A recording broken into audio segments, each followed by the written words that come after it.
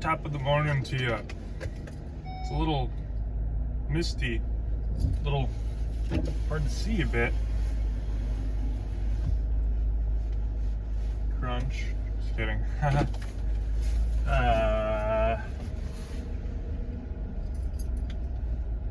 Yeah. Had a little bit of an interesting meditation this morning. I got up at 4:58 actually, and turned off my alarm. Rolled out of bed, rolled out my yoga mat, popped my little meditation hardware down, kind of supports my back, and kind of kneeling, kind of not, I don't know. First sip of coffee. Ooh, yeah. And went through my meditation, had a, an interesting point in time where I thought about my daughter Mela. And as soon as I had that thought pass through my mind, she popped out of bed, like with a vengeance, and came and sat with me. I decided to go back to bed at that point. I had made it most of my way through my meditation, and I figured sleeping a little more, or at least getting her back to bed to sleep some more, was a good idea. So I did that, and now I'm running a little late. Not too bad. I don't know, what time is it? 8-ish? Almost 8?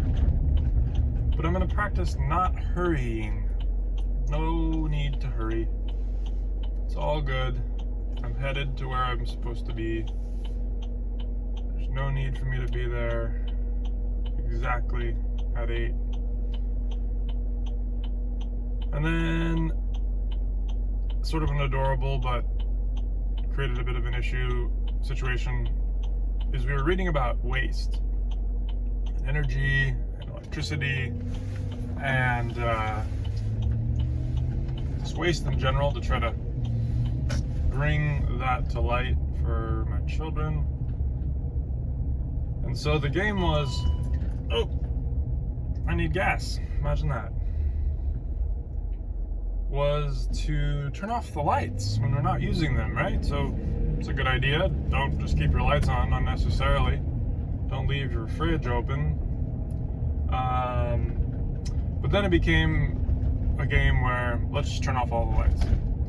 And unfortunately, my daughter ran into the wall after having no lights. This person is trying to do the respectful thing. Got the full face shield. Looking a little suspect. A little suspect.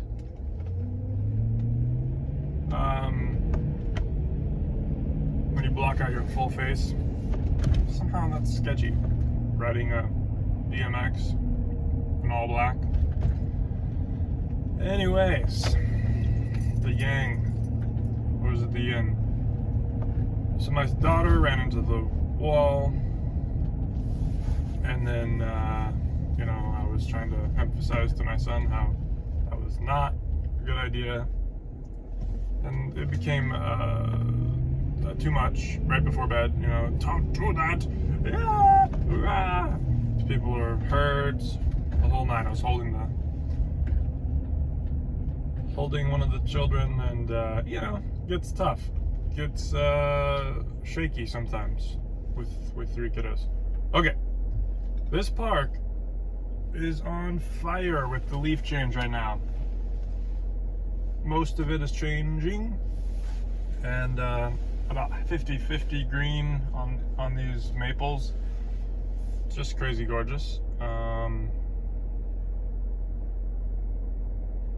gonna pause because I'm at a red light. I'm gonna bring up the camera so you can see it. This is the park I talk about. Driving by. I don't know if this is the best angle. Whoa. Look at this. Look at this. If the sun was coming through, it would be the icing on the cake, but just absolutely stunning park. Yesterday I watched, and so Where was I? Oh, the spiderweb crap. Yeah, it's just terrible. So we watch so many songbirds fly in and out of our bushes up front. Just tons of birds flying in and out of the bushes. That is their home. That is where they go and find food and hang out and do their bird thing. And so that plasticky, fabricy spiderweb crap, it does not belong. It is causing major problems. So just be mindful of your decorations. Don't put that stuff up if you can avoid it. Please. But I was saying the word gorgeous in the video yesterday often, and that's okay. I was trying to observe that and feel that vibe, and that was my sentiment. I was feeling good about nature, and I do most oftentimes, trying to keep ourselves connected to the natural system, the natural order. We are nature working. And yeah, I think it's good to pay attention to that. If you're out there looking around for trees, ginkgo biloba trees are extra spectacular in my opinion because of how close their leaf is to their branch.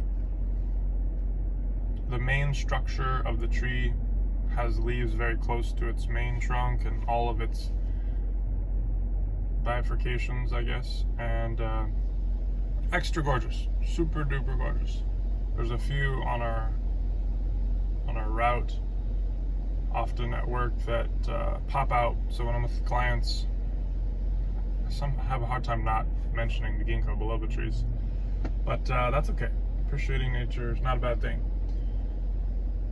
So I think this might be the 30th vlog post, and I'm gonna try to challenge myself to like 66 days. One of my acquaintances, my friends from Colorado, I leaned on for some advice about maybe some ideas. She's a brilliant mind and an entrepreneur herself. She had mentioned mycology, and I've been always interested in mushrooms and mycology, and I'm going to continue to look into that, as it's a relatively low overhead startup to purchase spawn mushroom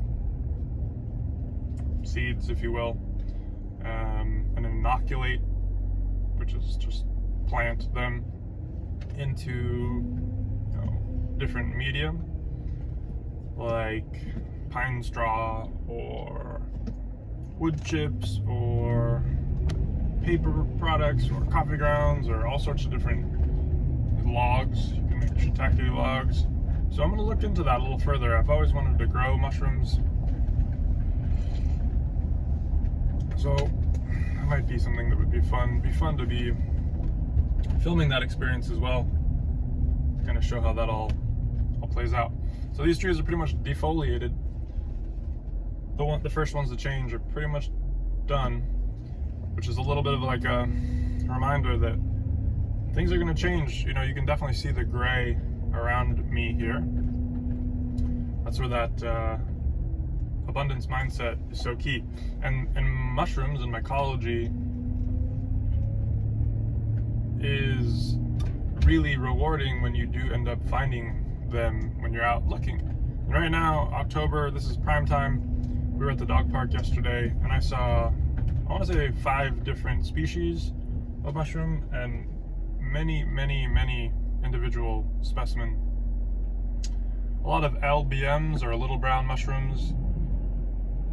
We saw what looked like shaggy mane, which is like a tall, more cylindrical, sort of shaggy looking mushroom. I believe we saw a flush of these poison pie. I guess it's not really it kind of looks like pie dough, the cap. and poison bag. Pretty sure that's the common name for it. And then a couple of Anemita, like they form like an egg. They look kind of like an egg popping out, and then they pop open and there's a ton of different Anemita mushrooms. But I would like to grow shiitake, and we eat shiitake mushrooms and oyster, and I know you can cultivate reishi. It's definitely a medicinal. And we were actually listening to a podcast by Peter McCoy, Good Life Revival podcast. I was interviewing Peter McCoy. And yeah, Paul Stamets, also another major mycologist, worth checking out. He's got some amazing TED Talks, Pioneers Talk. Right, so here we have my lovely people, the garage kids.